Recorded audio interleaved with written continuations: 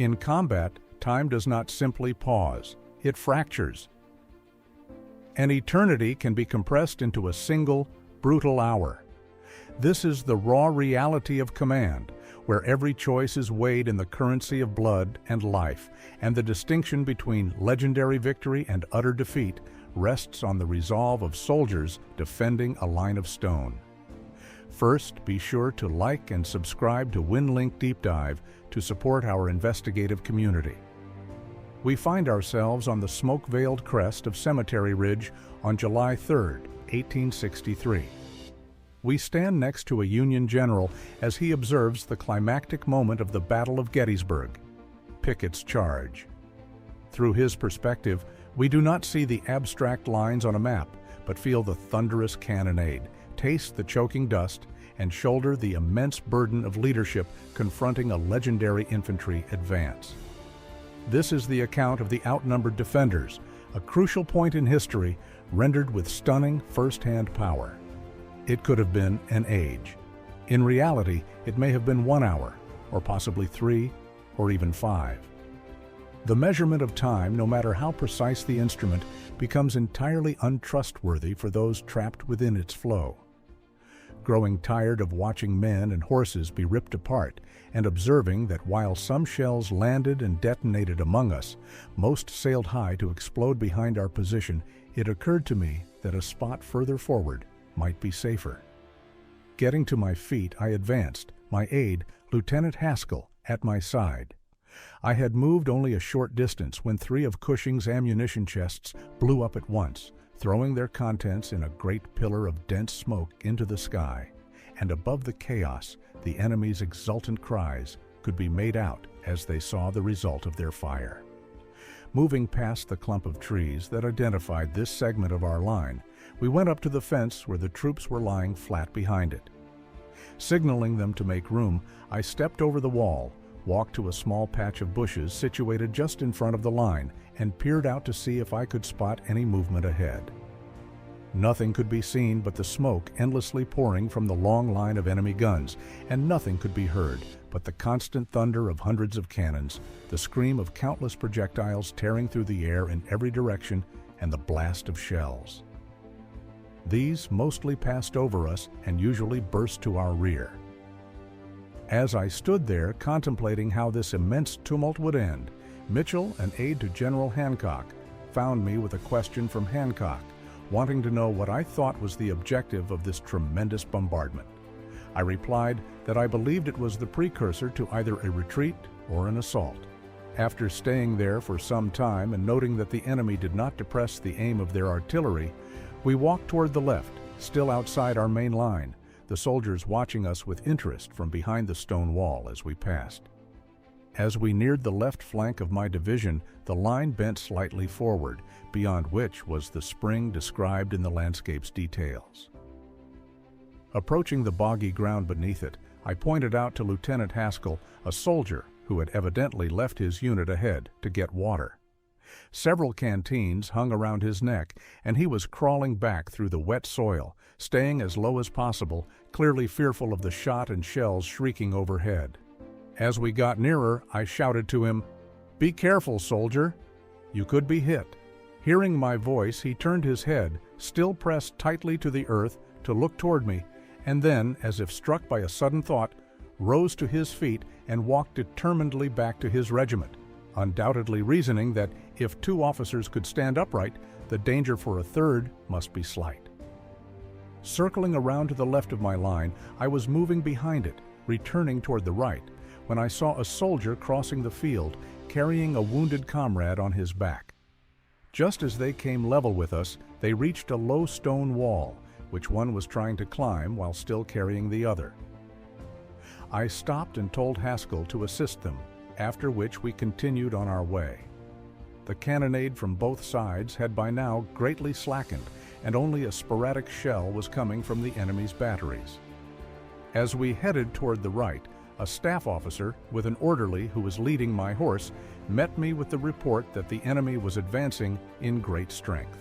I mounted quickly and rode to the hill's crest, where a magnificent and terrible sight met my gaze. The enemy, in a long gray line, was marching straight toward us, across the rolling ground before our position, their flags snapping in the air, acting as guides for their ranks. Preceding them was a thick skirmish line, which was driving ours back at a run. Behind this leading line, another became visible, and then a third, and the whole body moved like vast waves of men, steadily and relentlessly. Immediately telling Haskell to ride to General Meade and report that the enemy was attacking in force and that we needed all the support he could send, I commanded the guns of Arnold's battery to be rushed to the wall and loaded with double canister, then rode down my line, instructing the men to hold their fire until the first enemy line had crossed the Emmetsburg Road. By this time, bullets were whistling quite thickly along the line, and batteries from other parts of the field had begun firing upon the advancing multitude before us. The leading enemy line reached the Emmetsburg Road and, hurriedly climbing over the two fences, paused briefly to dress their ranks, and then started up the slope.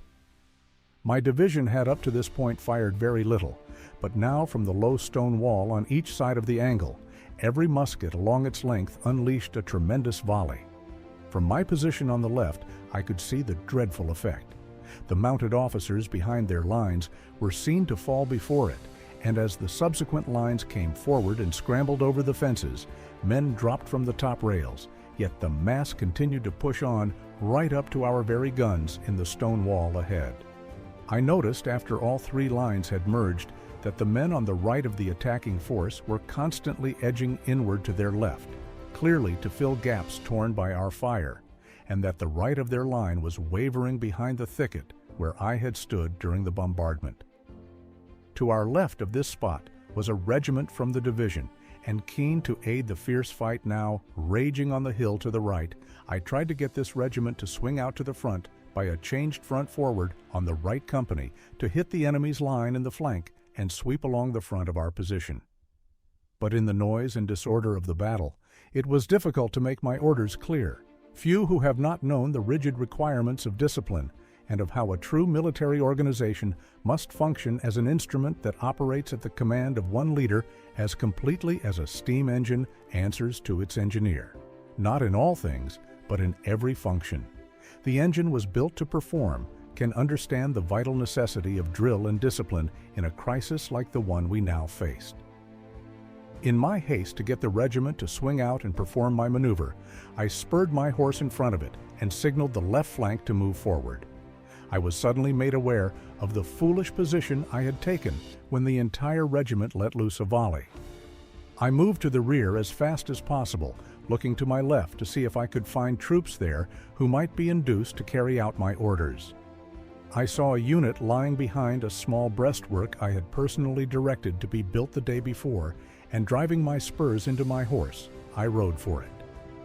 Just before I reached the position, to my amazement, the men began to retreat to the rear, even though there was no fire of any significance to their front.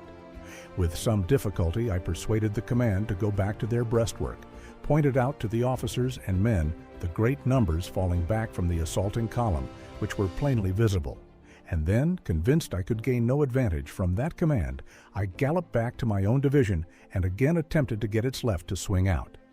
While busy with this, I felt a sharp blow seemingly behind my left shoulder. I soon began to feel faint from blood loss, which was dripping from my left hand. I ordered my aide to hand command of the division over to General Harrow, and accompanied by another staff officer, Captain Francis Wessels of the 106th Pennsylvania, I left the field, the sounds of the combat on the hill still ringing in my ears. So what is your verdict? Was it pure tactical brilliance, or the indomitable spirit of the men behind that stone wall that finally tipped the scales? General Gibbon's narrative compels us to face the brutal disorder of history, where triumph balanced on a few critical instants and the bravery of individuals now lost to the past. But this is only one viewpoint. We are eager to hear your own. Did the Confederate leadership commit a fatal mistake, or was the outcome determined by mere chance? Could the Union line have been breached? Argue your perspectives in the comments section below. If you were drawn into this journey through time, please support our community of history enthusiasts. Like this video, Subscribe to our channel and hit the bell icon to join us for more deep dives into the events that shaped our world. Your support helps us keep these stories alive.